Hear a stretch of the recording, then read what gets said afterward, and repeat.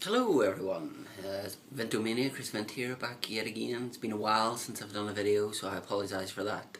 As you can see, I've got my World Heavyweight Championship belt sitting behind me. Did have it in the old house, but this my new room and stuff decided to hang it on the wall. So sorry if I keep looking down, looking at my tablet, because there's something I'm going to do in a second. Before I get started, I'd like to thank everyone who donated money to the coffee morning that we did from Macmillan Cancer Support. Raised over £1,000, which was fantastic. So thank you to everyone who sent in money, who spread the word, who sent an email, whatever. First bit of business was like pickups that I have. I have to show you on the wall here. So, sorry while I stand up. First one is Natalia. I got that from Retro Wrestling. Just says Heart Dungeon Diva, signed Natalia. It's not personalised, but nice bit of thing. And then I've also got this. I'm trying to see if you can see this alright. Which is the CM Punk WrestleMania 28 plaque. A bit of a long story with this. Apparently this one was personally signed by Sheamus. Yes, so Sheamus is good at forging signatures. Contacted WWEshop.com, they sent another one. It didn't have the glass in front of it, got ripped. So this Punk plaque was free. Happy enough with that. I know the certificate of authenticity isn't correct, but hey, I'm not going to sell it. It's going to be sitting on my wall. So that's that. I'll try and put you back here. So, I put a message on Twitter to ask what should I review. Oh, and by the way, wearing a Dylan Show t-shirt. What should I do on this? And Mike Lacey, hold on, let me fix this here. Whoop, that's a bit better. Mike Lacey wrote to discuss the Hell in a Cell, which at time of recording is on Sunday. So, first one I shall talk about will be Randy Orton versus Alberto Del Rio.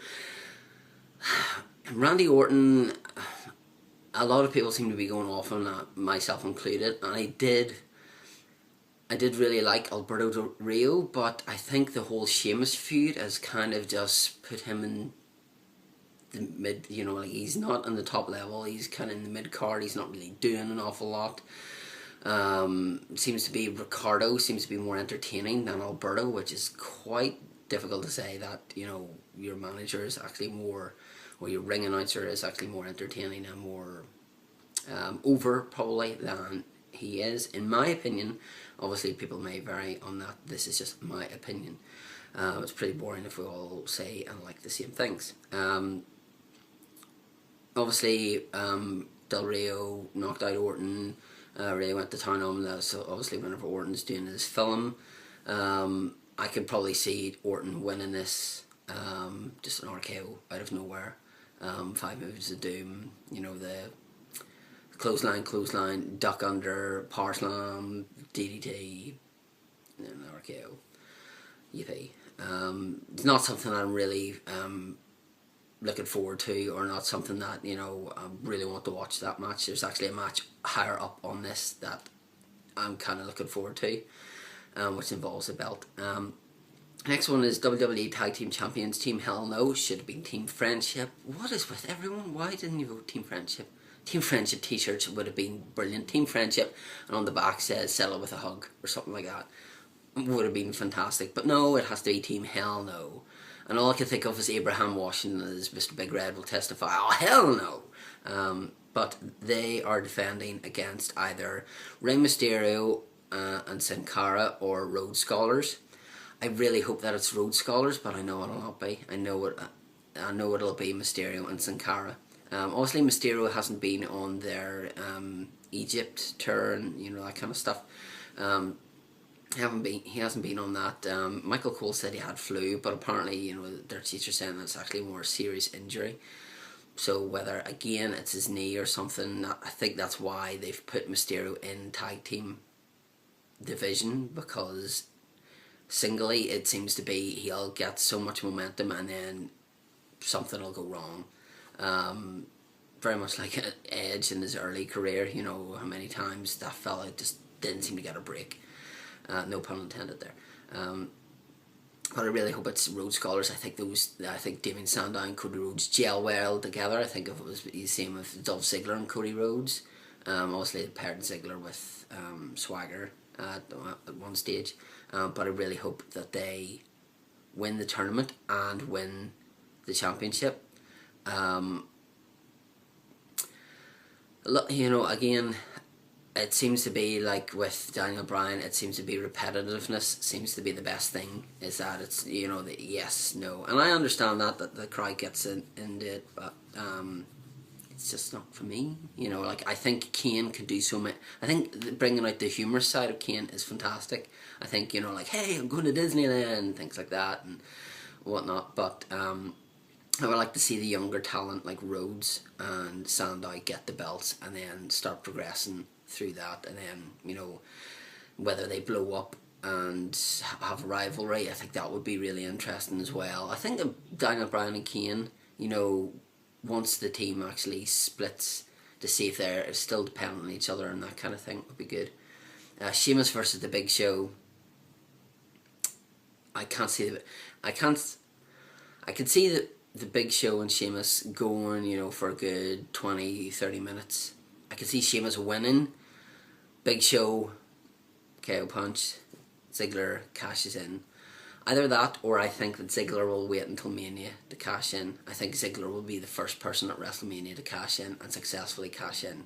I think that may happen. Whether he wins the Rumble, chooses to fight the WWE champion, whoever that will be, and then once he's won that, say they have the WWE, say they have the World Heavyweight Championship at the start like they did last year, and then he runs down, cashes in, wins that belt, then later on wins the WWE belt. I think that would be a really, really big push for Ziggler.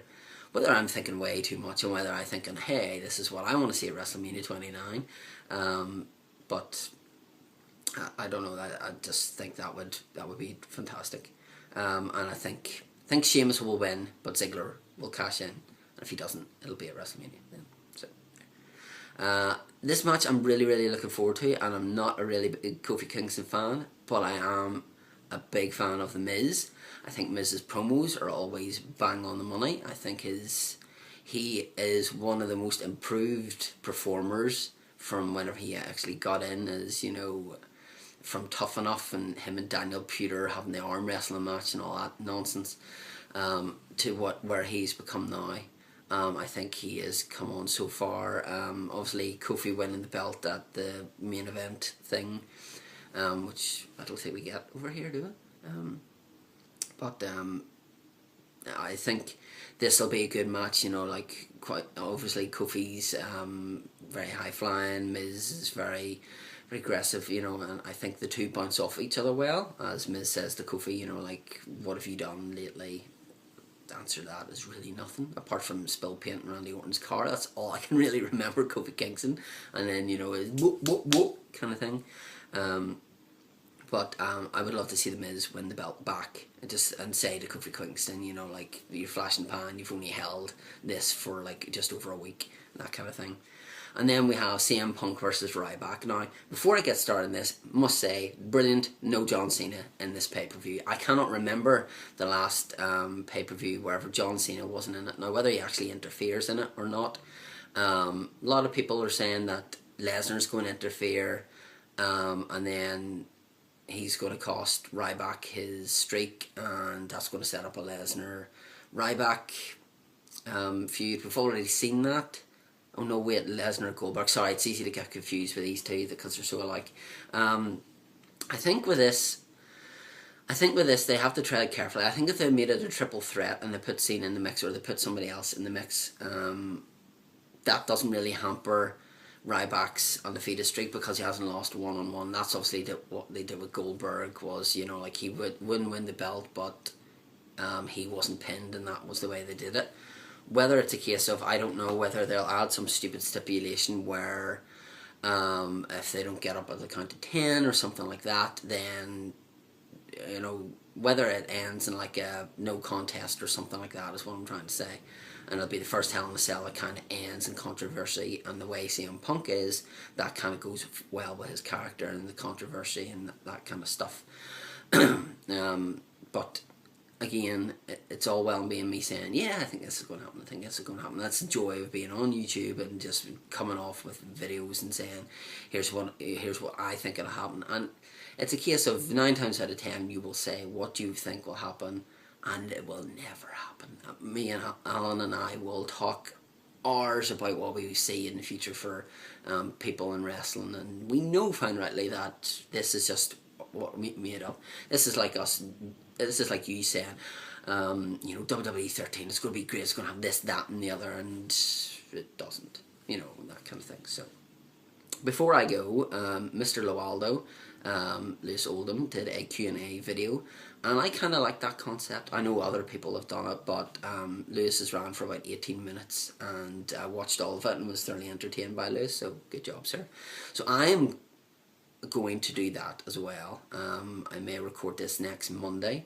I'm not 100% sure at the minute, so I need questions. Now, obviously all you people on YouTube, if you're watching this and you have your own channel, this may interest you, is that whoever I get the most questions from, so if, say, I know Lewis is good friends with Mr. Chaos Heel, or Swanton Girlie's good friends with Mr. Big Red, etc, etc, they say, put in the username, Mr. Lowaldo95, sent me, here's my question, whoever gets the most will win this Falls Count Anywhere DVD set with, yay, Mick Foley in the back. Pat Patterson versus Sergeant Slaughter, Sting versus Cactus Jack, Booker T and Sting versus Road Warriors, Rock Triple H, McMahon Flair, Michaels Triple H, 7 hours 4 minutes. So here I get the most questions from will win this. Obviously this is a UK disc, courtesy of stillvision.co.uk. So whoever I get the most questions from will win this. I'll send it off to you, and as a way of thanks. So you can try and get the questions in as soon as you can. I think I'll leave it until Sunday, and then on Monday at about 12 o'clock I'll do it, so I'll check then and see who I can get the most questions from. But feel free to use your YouTube channel and whatever means you want to say, like send Vintomania a question. Please try and keep them clean, and try and keep them related to wrestling or video games or TV and stuff like that. Whatever, that would be great. And as I say, whoever gets the most will win this. And I will send that out, as I've already said. So yes, please like the video, subscribe if you haven't already, and just thanks to everyone for their support on Twitter, just about everything and stuff. And I think I've babbled on long enough. It's about 12 minutes, so thanks for watching, and until the next time then.